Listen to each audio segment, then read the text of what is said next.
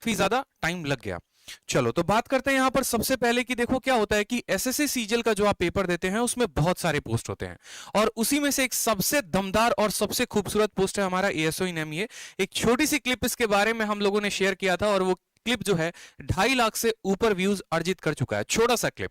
तो जब एक छोटा सा क्लिप 2.5 लाख से ऊपर का व्यूज जा सकता है, तो वहीं पर बच्चों का डिमांड था कि सर आप कंप्लीट वीडियो लेकर आओ और कंप्लीट तरीके से बताओ। ठीक है, पढ़ाई तो हम करते ही रहते हैं, साथ में कुछ ऐसा हो सके जिससे हमें काफी ज्यादा मोटिवेशन मिले, तो वो आप लोगों के हाजिर है, आप लोगों के सामने हाजिर है। मुझे पूरे 2 दिन लगे हैं इस पीपीटी को बनाने में। एक एक बात मैंने कंसल्ट की है, जो लोग ऑलरेडी फॉरेन डिपार्टमेंट में पोस्टेड हैं उनसे भी मैंने इन बातों को कंफर्म किया है कि क्या जो बात ऐसा सुनने में आता है क्या वो सही है या वो गलत है, कितनी बातें सही है कितनी बातें गलत है, क्या जो हम बात करते हैं महीने के 2 लाख 3 लाख रुपए में जो सैलरी मिलती है, क्या ये बात में दम है। क्या ये कहा जाता है कि जो बच्चे हमारे जो भी लोग विदेश मंत्रालय में एमईए में पोस्टेड होते हैं उनकी जो सैलरी होती है उसके तो उसके अलावा जो फायदा हो गया, जैसे मानो कि अगर मैं एमईए में हूं, ठीक है, तो मुझे ऐसा पर्क मिलता है, 5 स्टार फैसिलिटी मिलती है, हेल्थ रिसोर्सेज में बेनिफिट मिलता है कि उस पर्टिकुलर कंट्री के सबसे टॉप अस्पताल में मैं फ्री में अपनी जो है वो इलाज करा सकता हूं अपना अपने फैमिली का। मेरे जो बच्चे होंगे उस स्कूल में, मतलब जैसे मानो अगर लंदन में पोस्टिंग हुई तो लंदन के सबसे टॉप स्कूल में फ्री में ऐसी शिक्षा मिल सकती है। क्या ये बात में सत्यता है? तो बिल्कुल इन सभी बातों को लेकर जितने भी आपके मन में 50 तरह के डाउट होंगे वो सभी के सभी मैं आप लोग को क्लियर करूंगा भाई। बहुत मेहनत की है मैंने आप सभी के लिए, तो आपका भी ये बात फर्ज बनता है कि तुरंत एक वीडियो को प्यारा सा लाइक कर दो, ठीक, और सब जगह पर शेयर कर दो भाई, ताकि ये जो बात है ना ये सब जाने और इससे सबका बेनिफिट हो सके। तो सबसे पहले जैसे कि यहां पर मैंने लिखा हुआ है एएसओ इन एमईए, एएसओ का फुल फॉर्म क्या होता है? Assistant section officer. और एमईए का फुल फॉर्म क्या होता है? मिनिस्ट्री ऑफ एक्सटर्नल अफेयर, यानी विदेश मंत्रालय। ठीक है, जैसे विदेश जो मंत्री थे हमारे पिछले सुषमा स्वराज थी जिनका निधन हो गया। ठीक है, तो इसके बारे में हमें पूरा कंप्लीट जानकारी हमें जो है वो प्राप्त मिलेगा। कंप्लीट प्रोसेस में आपको इस वीडियो में बताऊंगा कि एलिजिबिलिटी क्या होती है, एग्जाम क्या होता है, एज लिमिट कितने होते हैं, पावर कितनी है, सैलरी कितनी है, हर एक बात को लेकर। उसके पहले आप इस स्लाइड को देखो। देखो भारत में अगर आप रहते हैं तो आपको भारत में 3 तरह के पासपोर्ट मिलते हैं, बहुतों को ये बात नहीं पता। ठीक है, उसके बारे में आपको बताता हूं। 3 तरह के पासपोर्ट कैसे? सबसे पहले हो गया नेवी ब्लू कलर का पासपोर्ट, फिर हो गया व्हाइट कलर का, और फिर हो गया मरून कलर का। ठीक है, जो आम जनता होती है, जो आम नागरिक होते हैं, उन्हें मिलता है आपको नेवी ब्लू कलर का पासपोर्ट, जिसको हम कोड भी देते हैं नॉर्मल। ठीक है, पी फॉर पासपोर्ट, पब्लिक के लिए। जैसे मानो कि अगर आप पासपोर्ट बनवा रहे हो, आपके पिताजी बनवा रहे हैं, आपके पड़ोसी बनवा रहा है, तो उसको नेवी ब्लू कलर का पासपोर्ट मिलेगा। उसी तरीके से व्हाइट पासपोर्ट जो है वो सभी के सभी डिप्लोमा यहाँ पर जो भी भारत की तरफ से जाते हैं, जो रिप्रेजेंटेटिव होते हैं, जो अदर कंट्री में जाके रिप्रेजेंट करेंगे, जैसे आप विदेश मंत्रालय में लगेंगे तो आपको व्हाइट मिलेगा। और मरून कलर का जो पासपोर्ट होता है ये डिप्लोमेटिक पासपोर्ट होता है, ये ऑफिशियल पासपोर्ट है और ये डिप्लोमेटिक पासपोर्ट। अब ये डिप्लोमैट्स कौन होते हैं? डिप्लोमैट्स वो हो गए जो भारत सरकार की तरफ से किसी और कंट्री में जाते हैं, बायलैटरल मीटिंग्स के लिए हो गए, जैसे ठीक है समझौता के लिए हो गया, मिलिट्री एक्सरसाइजेस के लिए हो गए, तो वहां पर आपको मिलता है डिप्लोमेटिक इंडियन पासपोर्ट। जैसे आपने ये भी सुना होगा कि हमारे सीआईएसएफ के कुछ जवान गए और अफगानिस्तान में जाकर वहां पर ट्रेनिंग कर रहे हैं, तो उस समय वो ब्लू कलर के पासपोर्ट से नहीं जाएंगे, व्हाइट कलर के पासपोर्ट से जाएंगे, ऑफिशियल पासपोर्ट होता है। इसलिए साफ लिखा गया issued to individual representative Indian government, ठीक है, ऑन ऑफिशियल बिजनेसेस। और यहां पर इशू टू इंडियन डेवलपमेंट। तो भाई साहब ये बहुत पावरफुल पोस्ट होती है। एएसओ इन एमईए लगना अपने आप में एक बहुत बड़ी बात है, इसलिए मैंने यहां पर लिखा है पावरफुल पोस्ट इन एसएससी सीजीएल। अब यहां पर बहुत सारी बातों को लेकर आपके मन में असमंजस होगा, कुछ क्वेश्चंस होंगे कि सर कौन सा एग्जाम हम क्वालिफाई करेंगे कि सर हम एएसओ इन एमईए लग सकते हैं, ठीक है, या विदेश मंत्रालय में हमारी एंट्री हो सकती है, पावर क्या क्या होगा सर, एलिजिबिलिटी कितनी होगी, उसके अलावा वर्क प्रोफाइल हो गया, ट्रेनिंग हो गया, सैलरी हो गया, सभी बातों पर एक एक पॉइंट में अच्छे तरीके से हम बात करेंगे। ठीक है, तो सबसे पहले बात करते हैं यहां पर एग्जाम को लेकर कि भाई 2 एग्जाम अगर आप देते हो, एक हो गया एसएससी का जिसमें सीजीएल का पेपर अगर आप दे रहे हैं, और दूसरा हो गया यूपीएससी का। अगर आप 2 पेपर को अच्छे तरीके से क्वालिफाई करते हैं, अच्छे नंबर लेकर आते हैं, सबसे जो टॉप कट ऑफ वाली पोस्ट होती है उनके थ्रू आप विदेश मंत्रालय में एंट्री ले सकते हैं। ठीक है, तो यहां पर हमारे 2 एग्जाम हो गया एसएससी सीजीएल का और दूसरा हो गया हमारा यूपीएससी का। एसएससी सीजीएल को अगर आप क्लियर करते हैं तो आप लगते हैं एएसओ इन एमईए। ठीक है, विदेश मंत्रालय में आपकी एंट्री होती है असिस्टेंट सेक्शन ऑफिसर से। और अगर आप यूपीएससी क्लियर करते हैं तो यूपीएससी को क्लियर करने से क्या होगा, यूपीएससी में सीधा आप जाते हैं आईएफएस कैडर में, इंडियन फॉरेन सर्विस में, और वहां पर आपकी पोस्टिंग होती है। कौन सा पोस्ट मिलता है वो भी आगे चलकर हम आपको बताएंगे। वीडियो को लाइक करते रहिए और चैनल को सब्सक्राइब करते रहिए, हर जगह पर वीडियो को शेयर करते रहिए दोस्तों। तो बात करते हैं सर एसएससी सीजीएल में कौन सा ऐसा पोस्ट है, कैसे कैसे जो है हमें कैसे कैसे पेपर क्लियर करना होगा, क्योंकि यूपीएससी के बारे में अगर मैं वीडियो बनाऊंगा तो वो बहुत लंबी हो जाएगी। तो एसएससी के माध्यम से हम डायरेक्ट एएसओ इन एमईए कैसे लगेंगे, कितने स्टेप्स में हमें पेपर देना होगा, ठीक है, एक एक बात को यहाँ पर समझिएगा अच्छे से। तो सबसे पहले आपको देना होता है टीयर 1, जैसे कि अभी आप लोगों का टीयर 1 जो है वो अप्रैल में है सीजीएल का, और उनमें टीयर 1 में आपको पता है कि 4 सब्जेक्ट होते हैं, मैथ, इंग्लिश, रीजनिंग और जीएस।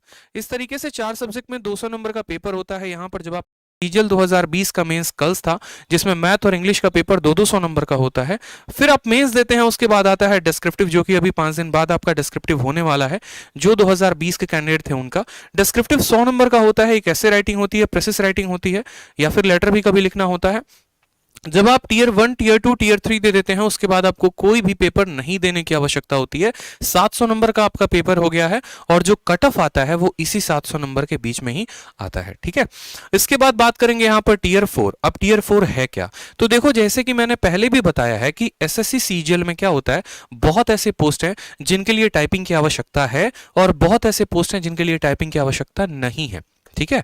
जैसे आप लोगों ने पिछली वीडियो में देखा था इनकम टैक्स इंस्पेक्टर के लिए, उसमें टाइपिंग की आवश्यकता नहीं होती है, लेकिन जो एएसओ इन एमईए लगते हैं उनमें टाइपिंग की आवश्यकता है। तो इनको एक अलग से पेपर देना होता है टीयर 4, जिसको हम कहते हैं सीपीटी। सीपीटी में 15-15 मिनट के 2 पेपर होते हैं, एक आपका एक्सेल फाइल बनाना हो जाता है, पावर पॉइंट हो जाता है, और दूसरा आपके टाइपिंग हो जाती है। और लास्ट जो आता है टीयर नंबर 5, 4 नहीं है 5 है, जहां पर आपको डॉक्यूमेंट वेरीफाई करवाना होता है अपना। डॉक्यूमेंट वेरिफिकेशन 2 जगह पर होता है। सबसे पहले तो आपका डॉक्यूमेंट वेरिफिकेशन एसएससी के ऑफिस में होगा, और फिर उसके बाद जब आपकी ज्वाइनिंग आएगी तब आपका जो डॉक्यूमेंट वेरिफिकेशन होगा आपके डिपार्टमेंट में होगा। जैसे अगर आप सेंट्रल सेक्रेटेरिएट में लगते हैं तो आपको दोबारा अपने सेंट्रल सेक्रेटेरिएट वाले ऑफिस में दिल्ली में आपको डॉक्यूमेंट वेरीफाई करवाना होगा। अगर आप एक्साइज इंस्पेक्टर लगते हैं जिस भी स्टेट में लगते हैं, फिर वहां के डिपार्टमेंट में जाके आपको डॉक्यूमेंट वेरीफाई करवाना होता है, ठीक है। उसके बाद बात करते हैं यहां पर कि सर क्या इसमें कोई भी इंटरव्यू पोस्ट है या कोई इंटरव्यू होता है, तो नहीं भाई, यूपीएससी में इंटरव्यू होता है, एसएससी में इंटरव्यू नहीं होता, ठीक है। क्या कोई फिजिकल टेस्ट होता है, भागना पड़ता है, दौड़ना पड़ता है, साइकिल चलाना पड़ता है, ऐसा कुछ भी नहीं है, कोई भी आपको फिजिकल टेस्ट नहीं है। और यही इस पोस्ट की खूबसूरती होती है, इसी कारण लड़कियां जो हैं वो सबसे ज्यादा इस पोस्ट को पसंद करती हैं।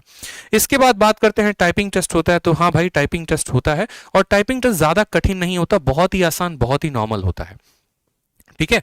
चलो नेक्स्ट बात करते हैं यहां पर पावर के बारे में कि सर पावर कितना है, तो भाई साहब पावर बेइंतहा है, बेहताशा पावर है, क्योंकि मैं आपको अभी दिखाऊंगा एक चलकर छोटी सी बात आगे, एक स्लाइड देखोगे ना आपको मजा आ जाएगा, मैं सच बताऊं तो। क्योंकि मैं हमेशा से एक बात बोलता हूं, भले एक दिन मेरी क्लास ना लगे, ठीक है, लेकिन जो अगली क्लास होगी ना वो पूरी तैयारी के साथ होगी, पूरे दमदार तरीके से होगी। मेरा मानना यह है कि अगर मैं एक वीडियो उससे संबंधित यूट्यूब पर डाल रहा हूं बच्चों को लेकर, तो मैं संपूर्ण जानकारी उनको दे सकूं ताकि उन्हें कहीं और भटकने की जरूरत ना पड़े। तो ये पावर शब्द है तो अपने आप में 5 लेटर का, लेकिन एक एक वर्ड आपको डिफाइन करेगा कि आपका सच में कितना बड़ा रुतबा होता है, कितना ज्यादा सम्मान होता है जब आप एएसओ इन एमईए लगते हैं तब। दूसरी बात करते हैं पैसे को लेकर, तो देखो भारत सरकार में जो नौकरियां होती है ना, यहां पर जो पैसे आपको मिलते हैं 4600 ग्रेड पे के अनुसार से 70,000 से 80,000 मिलती है। पैसा यहां तब बरसता है आपके अकाउंट में जब आप विदेश में पोस्टिंग लेते हैं, तब आपको महीने के 2-2 लाख 3-3 लाख रुपए मिलते हैं, वो भी हम आगे चलकर डिस्कस करेंगे। और बात करते हैं सोशल स्टेटस की, तो देखो जो बिहार और यूपी के लोग होते हैं उनके लिए मैं एक बात बताता हूं। देखो जैसे मैं भी बिहार का हूं, तो हमारे यहां अगर आप किसी को बोलेंगे ना कि इनकम टैक्स, तो इनकम टैक्स का माइंडसेट बहुत बड़ा है, लेकिन अगर आप किसी को एमईए बोलेंगे ना तो उनका माइंडसेट उतना बड़ा नहीं है, वो उस तरीके से नहीं समझेंगे, अच्छा एमईए क्या बोल रहा है पता ही नहीं। बहुतों को लगता है अरे एमईए तो पहली बार सुन रहे हैं, लेकिन आप उन्हें बोलो विदेश मंत्रालय। विदेश मंत्रालय के पावर कितने होते हैं, सोशल स्टेटस क्या होता है, एक एक बात को आपको धीरे धीरे करके जानकारी अभी मैं दूंगा वीडियो के अंदर, एक एक बात बताऊंगा मैं आपको कि आपके सच में वैल्यू क्या है।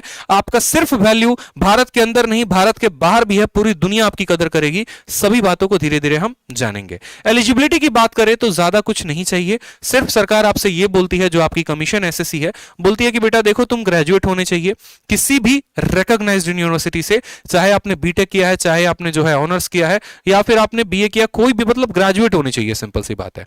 और एज की बात करें तो 30 साल तक की आपकी उम्र होनी चाहिए, 30 साल के अलावा भी रिलैक्सेशन मिलता है, वो अलग अलग कैटेगरीज में होते हैं। जैसे एससी कैटेगरी को अलग मिला, एसटी को रिलैक्सेशन मिलता है, इसके अलावा ओबीसी को एज का रिलैक्सेशन मिलता है। ठीक है, तो ये सभी जो हो गए आपको एज रिलैक्सेशंस भी मिलते हैं, जिसके बारे में अभी कभी डिटेल में बताऊंगा।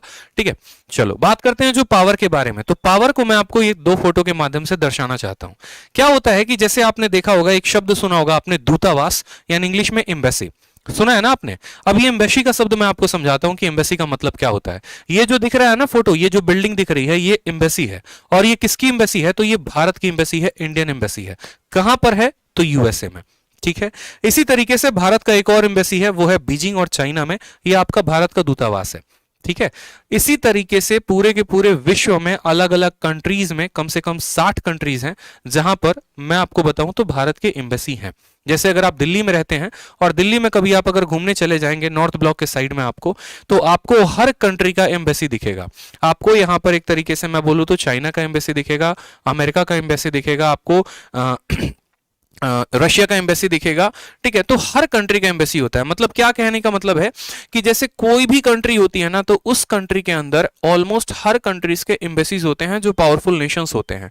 और ऐसा क्यों होता है? क्योंकि मानो कि जैसे अभी आपने एक अफगानिस्तान का केस सुना था कि अफगानिस्तान में जो है पूरी की पूरी सरकार भाग गई और वहां पर जो है वहां के जो आतंकवादी संगठन है उनका पूरा कब्जा हो गया।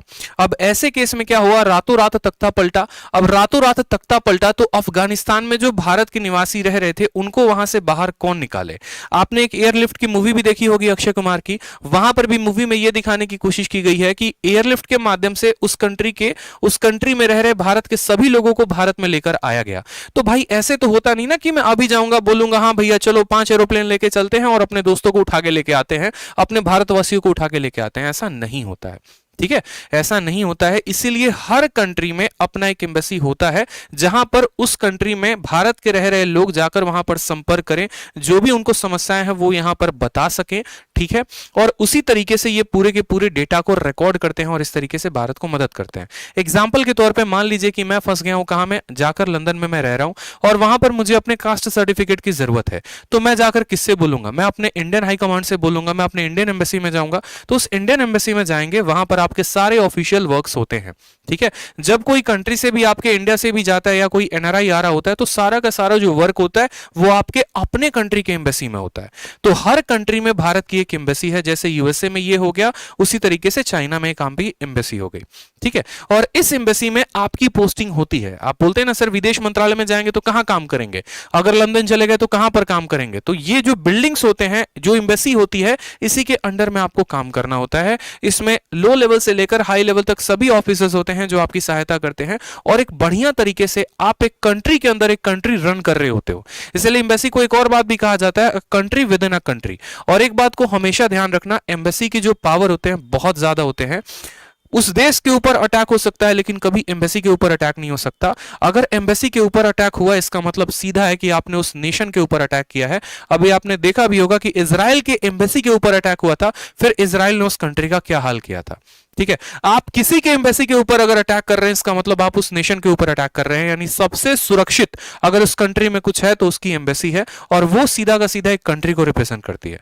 और जब आप इसके अंदर काम कर रहे होते तो सोचिए कि आप एक भारत सरकार की तरफ से भेजे गए एक राजदूत हैं जो पूरे के पूरे भारतवर्ष को रिप्रेजेंट कर रहा है। इसलिए मैं कह रहा हूं कि इसका जो पावर है और इसका जो सोशल स्टेटस है वो अपने आप में बहुत बड़ा है, बहुत महान है। ठीक है, नेक्स्ट बात करते हैं यहां पर वर्क प्रोफाइल के बारे में कि चलो भैया इस बिल्डिंग में चले गए, काम कर रहे हैं, लेकिन काम कर क्या रहे हैं, क्या काम हमें मिला है? तो वहां पर जाने के बाद कम से कम 10-15 तरह के काम होते हैं जो नॉर्मली ऑफिशियल ऑन रिकॉर्ड हैं, लेकिन मैंने यहां पर फिलहाल तरीके के 3 काम लिखे हुए हैं। जैसे मानो यहां पर आपने आईएफएस ऑफिसर सुना है, सिर्फ ना कि बाहर की बात कर रहे हैं, हम इंडिया की भी बात कर रहे हैं। आईएफएस ऑफिसर कैसे आते हैं? यूपीएससी से। यूपीएससी आप देते हैं तो आईपीएस बनते हैं, आईएएस बनते हैं, और एक और होता है आईएफएस, इंडियन फॉरेन सर्विस। और इंडियन फॉरेन सर्विस के जो असिस्टेंट होते हैं वो सीधे के सीधे किससे जाते हैं?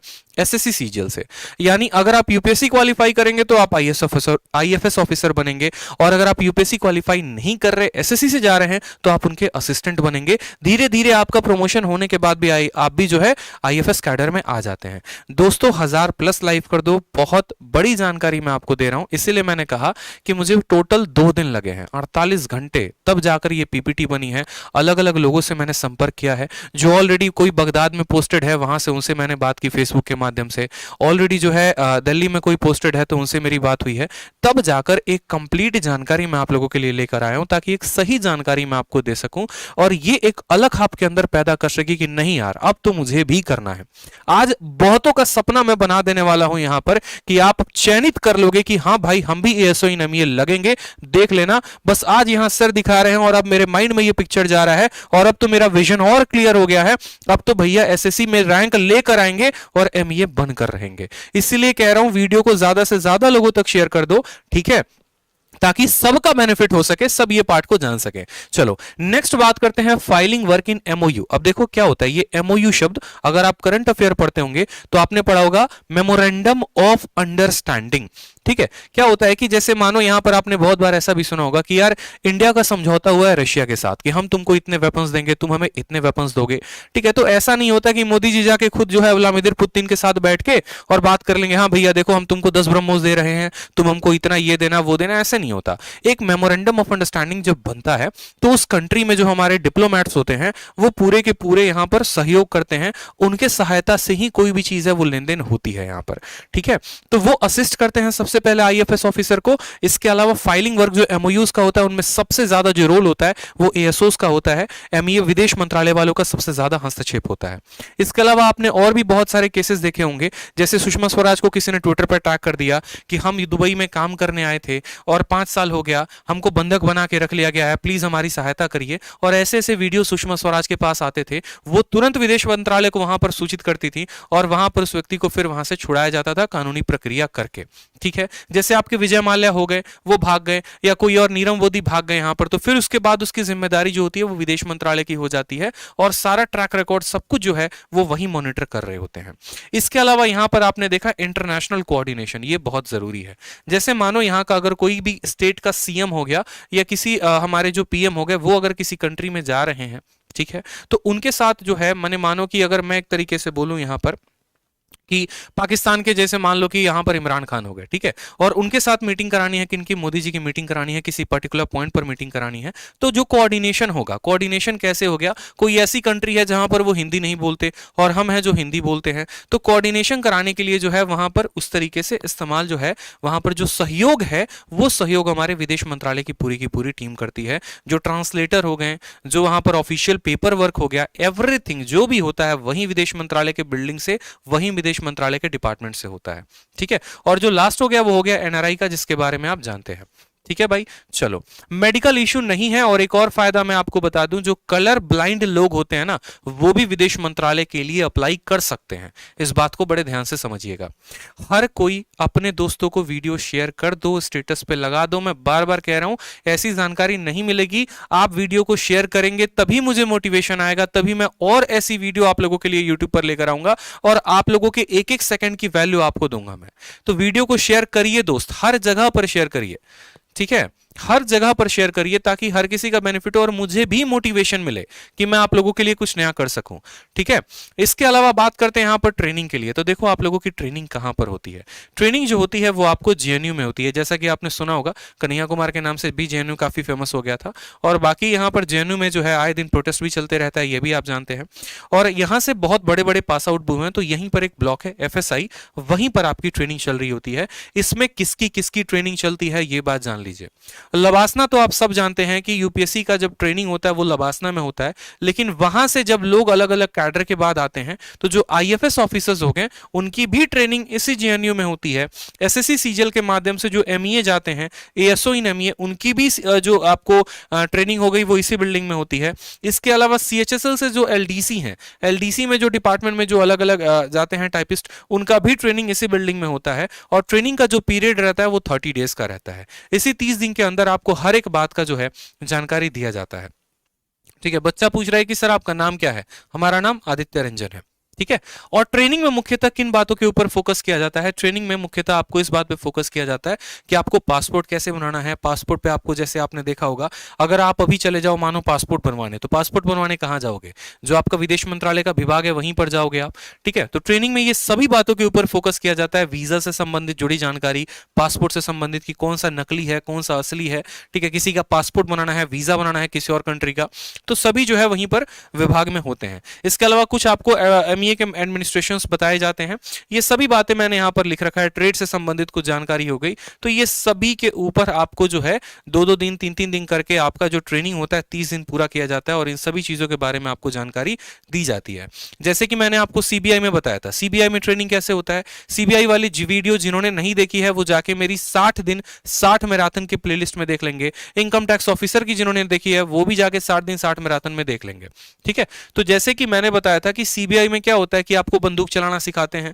ठीक है, आपको जो है नारकोटिक्स के बारे में पूरा का पूरा बताते हैं, ड्रग्स के बारे में पूरा बताते हैं, पूरा लॉ एंड ऑर्डर आपको पढ़ाते हैं।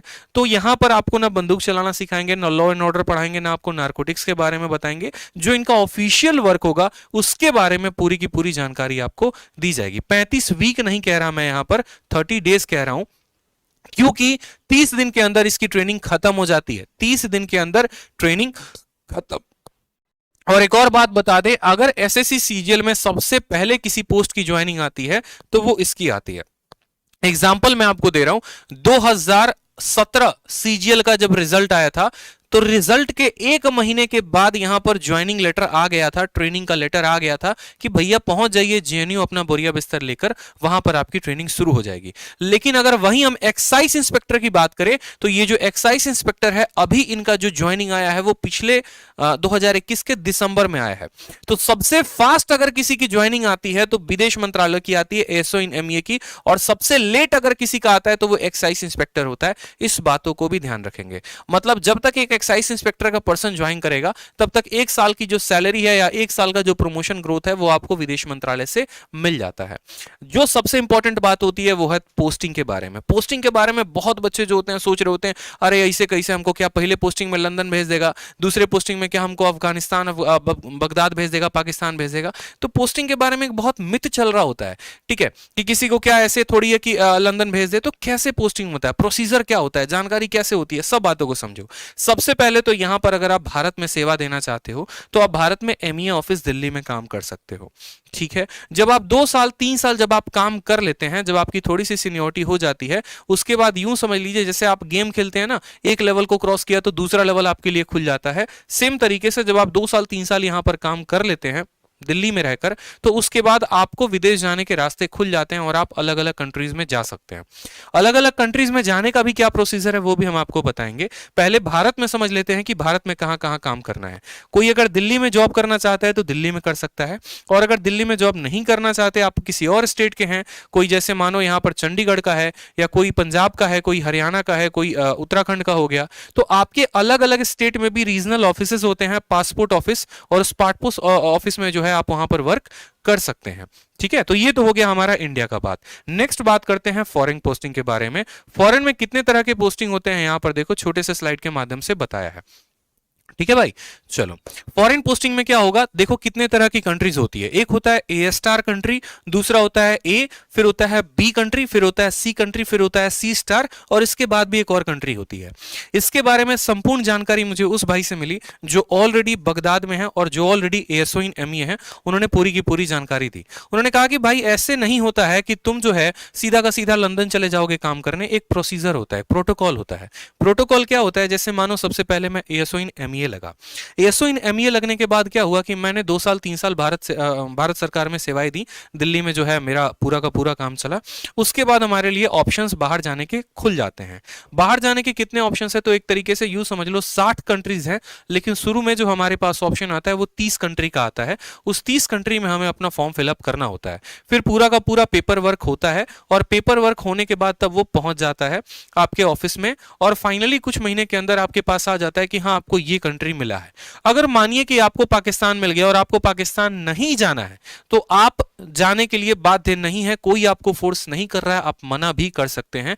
लेकिन मना करने के बाद क्या होता है कि कुछ महीने के ऊपर आपके बैन लग जाता है, कुछ महीनों तक आपके ऊपर बैन लगा रहता है कि अब आप अप्लाई भी करेंगे दोबारा से तो ऐसा नहीं होगा। ऐसा क्यों होता है? क्योंकि यार देखो, जब आप पोस्टिंग के लिए फॉरेन में अप्लाई कर रहे होते हो तो बहुत सारे पेपर वर्क होते हैं। अब भारत सरकार ने इतना पेपर वर्क किया और आपने झटके भर में जो है उनका दिल तोड़ दिया, कहा कि नहीं भैया हम तो जाएंगे ही नहीं, तो इसीलिए आपको कुछ महीने के लिए बैन किया जाता है। लेकिन उसके बाद फिर ऑप्शंस फिर से खुल जाते हैं। अब बात करते हैं ये जो कंट्रीज हैं, कोडिंग है, इस कोड में किस किस तरह के कंट्री आते हैं। जैसे ए स्टार हो गया, ए स्टार में न्यूयॉर्क हो गया, लंदन हो गया, जितने बड़े बड़े शहर हो गए, बड़ी बड़ी कंट्रीज हो गई, वो सभी के सभी ए स्टार्स में आती हैं। ठीक है दोस्तों, वीडियो को लाइक कर दो, मैं बार बार कह रहा हूं सभी के सभी वीडियो को शेयर करो, लाइक करो, चैनल को सब्सक्राइब करो। ठीक है, वीडियो को हर जगह पे शेयर कर दो, 1000+ लाइक चाहिए दोस्तों, बहुत इंपॉर्टेंट और बहुत सही कंटेंट हम आपको दे रहे हैं। ठीक है, इसीलिए इस कंटेंट के दम पे एक मोटिवेशन मुझे मिले, इसीलिए मैं कह रहा हूं कि हर जगह वीडियो को शेयर करिए, लाइक करिए। ठीक है, उसके बाद बात करते हैं, जैसे ए हो गया हमारा, यहां पर आता है लंदन जैसा आपका कंट्री हो गया। ठीक है, फिर बात करते हैं यहां पर बी, बी नंबर में जैसे बीजिंग, बीजिंग कहां है? चाइना में है, जिसकी मैंने आपको फोटो भी दिखाई थी यहां पर, और जिसका मैंने कहा भी था कि देखो ये बीजिंग है, ये आपका बी कोड कंट्री हो गया। बीजिंग कहां गया? चाइना में, ये आपका भारत का एम्बेसी है वहां पर। ठीक है, जैसे बैंकॉक का भी आपने नाम सुना है, तो बैंकॉक भी किस में आता है? तो बी कंट्री में आता है, बी कोड में आता है। सी हो गया आपका मॉस्को, मॉस्को कहां है बताओ? रशिया में। ठीक है, तो मॉस्को जो है अगर आपको है तो आपको सी कंट्री के लिए अप्लाई करना पड़ेगा। नेक्स्ट हो गया आपका सी स्टार, और इसको स्टार क्यों दिया गया है? इसको कभी कभी हार्ड कंट्रीज भी कहा जाता है, जैसे आपका इस्लामाबाद, इस्लामाबाद का मतलब यूं समझ लो पाकिस्तान। ठीक है, तो अब मैं बताता हूं कि यहां पर पोस्टिंग के प्रोसीजर्स क्या क्या हो गए। जैसे मानो मैंने फॉरेन पोस्टिंग के लिए अप्लाई किया, तो शुरू शुरू में जो हमें स्टार्टिंग मिलती है वो हमें सी प्लस स्टार कंट्री से मिलता है, सी स्टार कंट्री से मिलता है। जैसे अफगानिस्तान हो गया, पाकिस्तान हो गया, ठीक है, बगदाद हो गया, इन कंट्रीज में पोस्टिंग होती है। जैसे जैसे सीनियोरिटी डेवलप होते जाती है, या जैसे जैसे आपका जो है थोड़ा थोड़ा वर्क एक्सपीरियंस बढ़ते जाता है, फिर आपको सी स्टार के बाद सी दिया जाता है, सी के बाद बी होता है, बी के बाद ए होता है, ए के बाद ए स्टार होता है, और इस तरीके से इस ऑर्डर में आपकी पोस्टिंग होते जाती है। यानी अगर यूं सोच ले कि पहले पोस्टिंग में ही हमको लंदन ट्रांसफर मिल जाएगा, तो ऐसा पॉसिबल नहीं है। एक आधा एक्सेप्शनल केस होते हैं जिसमें अगर आपका किसी के साथ कोई पहुंच है, नेता के साथ या किसी के साथ, तो आप अपनी पोस्टिंग इनमें किसी कंट्री में करवा सकते हैं। अन्यथा आपको जो जनरल प्रोटोकॉल है, प्रोसीजर है, आपको उसी तरीके से फॉलो करना पड़ेगा और उसी तरीके से आपकी पोस्टिंग होती है। ठीक है, नेक्स्ट बात करते हैं सैलरी के बारे में। तो जो सैलरी है वो इंडिया में आपको 70+ के करीब में मिलता है, लेकिन जैसे आप इंडिया से बाहर जाते हैं, किसी और कंट्री में जाते हैं, जैसे मानो कि कोई बगदाद में है, या यूं समझ लो कोई लंदन में है, ठीक है, या कोई आपका जर्मनी में है, तो उसकी सैलरी कितनी होगी? क्या उसको 70,000 रुपया ही मिलेगा? तो ऐसा नहीं है। देखो क्या होता है कि सैलरी जो डिसाइड होती है ना, वो करेंसी के पावर के ऊपर डिसाइड होती है। एग्जाम्पल के तौर पर यूं समझ लो कि अगर भारत में ये सैलरी 70,000 है, तो विदेश में यही सैलरी जाकर उनके अकॉर्डिंग कितना हो जाएगा, वहां के खर्च के अकॉर्डिंग, वहां के महंगाई के अकॉर्डिंग सभी चीजों को कैलकुलेट किया जाता है कि यहां पर अगर हम जो हाउस अलाउंस है 8,000 रुपया किराया दे रहे हैं, तो क्या वहां पर अगर कोई फ्लैट लेगा तो क्या 8,000 में निपट जाएगा? इन सभी चीजों को कैलकुलेट करते हुए जो आपका अप्रोक्सीमेट इंडियन करेंसी में कन्वर्ट करने के बाद जो सैलरी आती है, वो 2 से 3 लाख रुपए आती है। किसी किसी कंट्री में 2 लाख है, किसी में 2.5 लाख है, किसी में 3 लाख है। तो फॉरेन पोस्टिंग में इंडियन करेंसी के हिसाब से आपको 2 से 3 लाख रुपए मिल जाता है महीने के, जो कि अपने आप में बहुत बड़ी बात है। इसमें आराम से जो है आप लाख 1.5 लाख रुपया खर्चा करके बाकी पूरा का पूरा आप सेव कर सकते हैं, अपने घर बेच सकते हैं, कोई भी काम आप कर सकते हैं। इसलिए सबसे लुक्रेटिव और प्रॉफिटेबल जो पोस्ट होता है वो एमईओ कहा जाता है, जिसमें सबसे ज्यादा सैलरी होता है। इसके अलावा दोस्तों ये बात समझो, ये जो पर्क्स है ये अपने आप में बहुत बड़ा बात है। अगर मैं बोलूं ना कि मुझे मोटिवेशन कैसे मिलेगा, जाहिर सी बात है, इंसानी फितरत है, किसी को भी मोटिवेशन मिलता है तो पैसे से मिलता है, किसी को भी मोटिवेशन मिलता है तो एक तरीके से उसके बेनिफिट से, जो उससे फायदे हैं। जैसे मानो मैंने आपको कहा 2 मोबाइल है, एक रेडमी हो गया और एक नोकिया हो गया, और मैंने कहा कि आप इसमें कौन सा लोगे, तो आप क्या देखते हो? फीचर्स देखते हो, यार इसके फीचर्स अच्छे हैं, इसकी क्वालिटी अच्छी है, तो ये वाला मोबाइल लेंगे। उसी तरीके से जब आप एसएससी का पेपर दे देंगे, तो पेपर देने के बाद डॉक्यूमेंट वेरिफिकेशन में जब जाएंगे, पोस्ट प्रेफरेंस जब भरेंगे, तो बहुत सारे पोस्ट हैं, तो उसमें आप किसको सबसे पहले नंबर पर स्थान देंगे? वो कब देते हैं? जब आप अपना देखते हैं कि हाँ भाई इससे संबंधित क्या क्या फायदे हो सकते हैं। ठीक है, कोई अगर मानो घूमना चाहता है, ठीक, अलग अलग कंट्रीज में, तो वो एमईए के लिए अप्लाई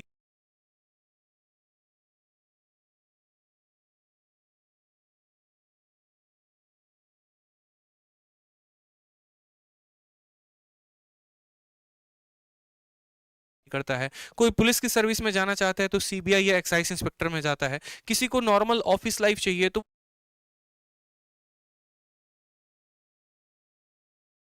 मिलता है, किसी को भी मोटिवेशन मिलता है। तो एक तरीके से उसके बेनिफिट से जो उससे फायदे हैं, जैसे मानो मैंने आपको कहा दो मोबाइल है, एक रेडमी हो गया और एक नोकिया हो गया, और मैंने कहा कि आप इसमें कौन सा लोगे, तो आप क्या देखते हो, फीचर्स देखते हो, यार इसके फीचर्स अच्छे हैं, इसकी क्वालिटी अच्छी है, तो ये वाला मोबाइल लेंगे। उसी तरीके से जब आप एसएससी का पेपर दे देंगे तो पेपर देने के बाद डॉक्यूमेंट वेरिफिकेशन में जब जाएंगे, पोस्ट प्रेफरेंस जब भरेंगे, तो बहुत सारे पोस्ट है, तो उसमें आप किसको सबसे पहले नंबर पर स्थान देंगे, वो कब देते हैं, जब आप अपना देखते हैं कि हाँ भाई इससे संबंधित क्या क्या फायदे हो सकते हैं। ठीक है, कोई अगर मानो घूमना चाहता है, ठीक, अलग अलग कंट्रीज में, तो वो एमईए के लिए अप्लाई करता है, कोई पुलिस की सर्विस में जाना चाहता है तो सीबीआई या एक्साइज इंस्पेक्टर में जाता है, किसी को नॉर्मल ऑफिस लाइफ चाहिए तो वो सीएसएस में जाता है। तो उस तरीके से इसमें क्या क्या फर्क होता है, पर्क जो है, बेनिफिट जो है वो क्या क्या मिलता है। तो सबसे पहले बहुत ज्यादा सैलरी होती है, जैसा कि मैंने बताया 2 लाख से 3 लाख रुपए के करीब में। ठीक है, इसके बाद बेस्ट अमेनिटीज। अब बेस्ट अमेनिटीज के बारे में थोड़ा सा जानकारी देता हूं, जिसमें मैंने हेल्थ और एजुकेशन लिखा है। जैसे मानो आप भारत में 70,000 रुपए महीना कमा रहे हो, ठीक है, आप बीमार पड़ गए, आपको क्या होगा कि खर्चा कराने कराने में ही, इलाज कराने कराने में ही आपके पूरी की पूरी सैलरी चली जाएगी। या आपके बच्चे थोड़े थोड़े बड़े हो रहे हैं, आप उनको सबसे टॉप स्कूल में रख रहे हो, महंगाई का जमाना इतना, महीने के 10-10 हजार रुपए आपका महीने का फीस लग रहा है। लेकिन अगर आप एएसओ इन एमईए लगते हैं तो ये दो चीजें जो है आपकी भारत सरकार देती है। ठीक है, यानी आप बीमार हुए या आपके परिवार में कोई भी बीमार हुआ तो उस कंट्री के सबसे उच्च अस्पताल में आप फ्री में इलाज करवा सकते हैं, कोई रुपया नहीं लगेगा। और उस कंट्री के सबसे टॉप स्कूल में 12वीं तक, 12th तक आप अपने बच्चे की फ्री में पढ़ाई करवा सकते हैं। उसका पूरा का पूरा जिम्मा कौन उठाता है, भारत सरकार उठाती है। ठीक है, कौन उठाता है, भारत सरकार उठाती है। नेक्स्ट बात करते हैं 5 स्टार अकोमोडेशन। 5 स्टार अकोमोडेशन क्या है, जैसे मानो मुझे पोस्टिंग मिली कहां पर, जर्मनी में, और जर्मनी में गया तो मुझे वहां पर कोई एक जो है हाउस मिला ही नहीं, सरकार की तरफ से रहने के लिए कहीं पर कोई अभी क्वार्टर अवेलेबल ही नहीं है।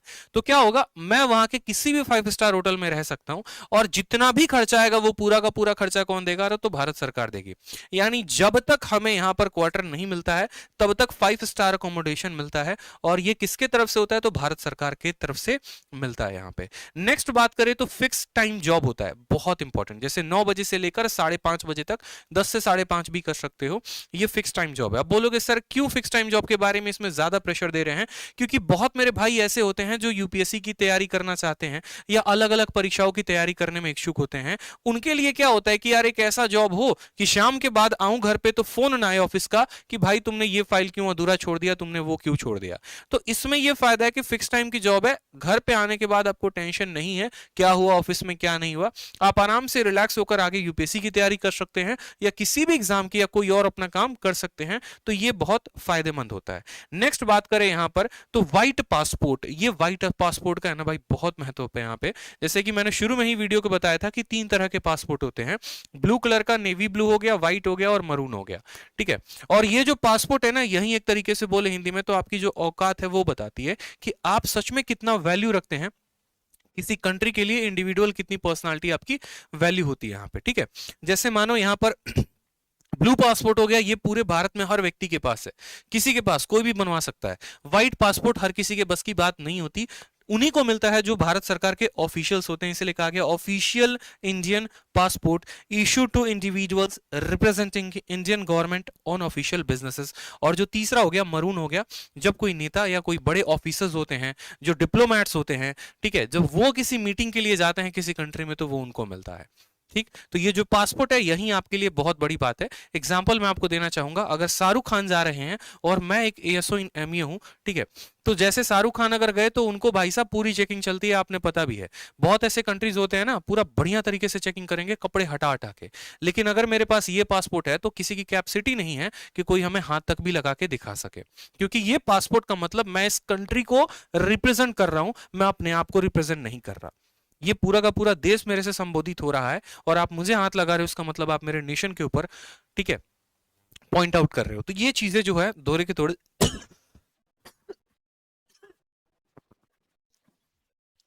बेनिफिट मिलते हैं। ठीक है, नेक्स्ट बात करते हैं यहां पर प्रमोशंस के बारे में कि प्रमोशन जो है वो कैसे मिलता है। तो प्रमोशन के बारे में सबसे पहले जान लेते हैं, ठीक है,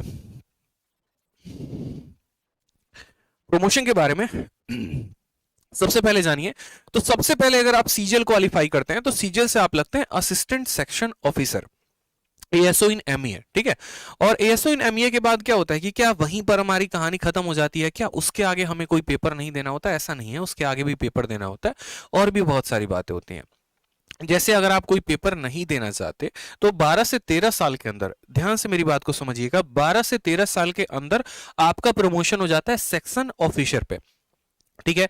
लेकिन अगर आप डिपार्टमेंटल एग्जाम देते हैं तो डिपार्टमेंटल एग्जाम में क्या होता है कि डिपार्टमेंट में भी जाने के बाद एग्जाम होता है। आप किसी कोई ऐसा पर्सन होगा जो सिलेक्टेड होगा, आप उनसे पूछना, ठीक है, वो खुद आपको बताएंगे कि चाहे वो स्टेनो है या फिर टैक्स असिस्टेंट है, तो ये सभी लोग जो होते हैं ना, अगर मानो कोई बंदा टैक्स असिस्टेंट है तो वो डिपार्टमेंटल एग्जाम दे देकर इनकम टैक्स में जा सकता है। उसी तरीके से असिस्टेंट सेक्शन ऑफिसर जो है वो डिपार्टमेंटल एग्जाम देकर 4 से 5 साल के अंदर प्रमोशन लेकर सेक्शन ऑफिसर बन सकते हैं। और फिर उसके बाद सेक्शन ऑफिसर से 9 से 10 साल के बाद आपका प्रमोशन होगा तो आप अंडर सेक्रेटरी बनोगे, और अंडर सेक्रेटरी आप एसएससी के माध्यम से आओगे। और अगर आप यूपीएससी के लिए प्रिपेयर कर रहे हो तो आपकी जो डायरेक्ट पोस्टिंग होती है वो अंडर सेक्रेटरी के ही होती है, इसलिए मैंने लिखा है आईएफएस कैडर। यूपीएससी निकालोगे तो यहां से आपकी प्रमोशन से स्टार्ट होंगे, और एसएससी निकालोगे तो सबसे पहले एएसओ बनोगे, फिर प्रमोशन होकर सेक्शन ऑफिसर, फिर प्रमोशन होकर अंडर सेक्रेटरी, फिर अंडर सेक्रेटरी के बाद डेप्यूटी डायरेक्टर, और फिर डेप्यूटी डायरेक्टर के बाद डायरेक्टर। इसके बाद भी पोस्ट होते हैं लेकिन वहां तक एसएससी कैंडिडेट नहीं पहुंच पाते हैं, ठीक है। अच्छा, ये स्कोर कार्ड खुल गया। चलो, तो इसीलिए आपको सबसे पहले पूरी की पूरी मैंने अपने पोस्ट की जानकारी दी, और इसी पोस्ट की जानकारी के लिए आप एक ऐसे समझो जैसे मैं आपको एक जनरली अपना स्कोर कार्ड दिखा रहा हूं, ठीक है। अपना स्कोर कार्ड किस लिए? इसलिए नहीं क्योंकि ये मेरा है, इसलिए क्योंकि आपको एक मैं बता सकूं कि कंपटीशन कितना, और इस पोस्ट के लिए अगर आपको लाना है तो कितने नंबर लेकर आने पड़ेंगे। जैसे मेरा खुद का स्कोर कार्ड है सीजीएल 2019 के प्री का 180, ठीक। मेंस में अगर आप मार्क्स करोगे तो मार्क्स जो है वो इंग्लिश में 185 है, मैथ्स में मेरे 227 है। जो यहाँ पर 180 नंबर आए थे उसमें मैथ, इंग्लिश, रीजनिंग जो था 50 50 50 था, और आपका जीके में 30 नंबर। उसी तरीके से सीएचएसएल में मैंने 185 स्कोर किए, मैथ 50, इंग्लिश 50, रीजनिंग 50, जीके में 35 नंबर। जो मेरा डिस्क्रिप्टिव में स्कोर रहा था वो रहा था मेरा 76 नंबर। इतने नंबर जब आप किसी भी सीजीएल की परीक्षा में आप ग्रोन करेंगे, इससे बहुत ज्यादा आपको स्कोर करना पड़ेगा। मैथ में भी आपको बहुत ज्यादा स्कोर करना पड़ेगा, इंग्लिश में भी। आपका प्री में कम से कम 180 प्लस स्कोर होना चाहिए आपको एसओ में एमईए लगने के लिए, और मेंस में भी अगर हम बात करें तो इंग्लिश और मैथ में कम से कम 180 प्लस स्कोर होना चाहिए। और उसी तरीके से जो आपका डिस्क्रिप्टिव होता है उसमें 70 प्लस स्कोर होना चाहिए, तब जाकर आप एएसओ इन एमईए लग सकते हैं। क्योंकि एसएससी सीजीएल में जो सबसे ज्यादा कट ऑफ वाली पोस्ट होती है वो एएसओ इन एमईए की होती है, और उसके बाद आपका इनकम टैक्स होता है। इन दोनों में बड़ा धुंध चल रहा होता है कि पहले किसकी कट ऑफ ज्यादा जाएगी। तो अगर आपको ये दो पोस्ट लेने हैं मेरे भाई, अगर आपको ये दोनों पोस्ट लेने हैं तो आपको बहुत ज्यादा मेहनत करना पड़ेगा, बहुत ज्यादा पढ़ाई करना पड़ेगा। सिर्फ एसएससी को क्वालिफाई ही नहीं करना है, उसके सबसे टॉप पोस्ट पर पहुंचना है। तो टॉप पोस्ट पर पहुंचने के लिए आपको सबसे ज्यादा मेहनत करनी पड़ेगी, सबसे ज्यादा नंबर लेकर आने पड़ेंगे, ठीक है। तो जो बच्चे सोच रहे होते हैं ना प्री में कि अरे बस खाली कट ऑफ क्लियर कर लें, ठीक है, 140 नंबर आ जाए, 150 नंबर आ जाए, तो जहां प्री में 140 150 आया, अपना सपना वहीं पर त्याग देना कि एएसओ इन एमईए लगने वाले हो। कोई और पोस्ट देख लो, नारकोटिक्स देख लो, एक्साइज देख लो, कोई और देख लो, लेकिन एएसओ इन एमईए नहीं लगोगे। क्योंकि अगर इसमें लगना है तो शुरू से आपको उस रेस का दुर्रम खान बनना पड़ेगा, शुरू से आपको उस कदर स्कोर लेकर आना पड़ेगा। आपको प्री में भी 180 प्लस लाना पड़ेगा, आपको मेंस में भी दोनों पेपर में 180 प्लस लाना पड़ेगा, तब जाकर कहीं आप सोच सकते हैं कि हाँ भैया एएसओ इन एमईए मिलेगा। समझ रहे हैं मेरी बात को? यहां पर इजी से लेकर टफ लेवल तक के हर क्वेश्चंस आपको लगाने पड़ेंगे, ठीक है। तो इस बात को ध्यान रखो। इसी के लिए जो है मैं पूरा का पूरा आप लोगों के लिए यूट्यूब पर क्या करवा रहा हूं, 60 दिन 60 मैराथन का सीरीज। और 60 दिन 60 मैराथन की सीरीज में मैं आपको पूरा का पूरा चैप्टर वाइज पढ़ा रहा हूं, ताकि ये 60 दिनों में जो आपका इस बार का सीजीएल है उसको आप पूरा का पूरा सिलेबस कंप्लीट कर सको। इजी से लेकर मॉडरेट से लेकर हाई लेवल के सभी सवालों को कर सको। रोज रात 8:30 बजे मैं आप लोगों के लिए सेशन कराता हूं, ठीक है, ताकि ये 60 दिन 60 मैराथन के माध्यम से आने वाले सीजीएल के लिए पूर्ण तरीके से आप अपने सिलेबस को कंप्लीट करो। इसके अलावा जो गाइडेंस होती है, जैसे मॉक टेस्ट कैसे लगाना है, पेपर को कैसे अटेम्प्ट करना है, हर वो बात डेली के मैराथन में मैं आपको बता रहा हूं, ठीक है। हर संडे को मॉक टेस्ट भी आता है। आज मॉक टेस्ट के बजाय मैंने कहा उससे बड़ी बात है इसके ऊपर वीडियो बनाना, तो इसके ऊपर मैंने वीडियो बनाई। जो 60 दिन 60 मैराथन का जो सीरीज चलता है, फ्री चलता है यूट्यूब पर, उसमें सभी लेटेस्ट क्वेश्चंस मैं आप लोगों के लिए करवा रहा होता हूं, और ये सभी के सभी अलग अलग लेवल पर होते हैं।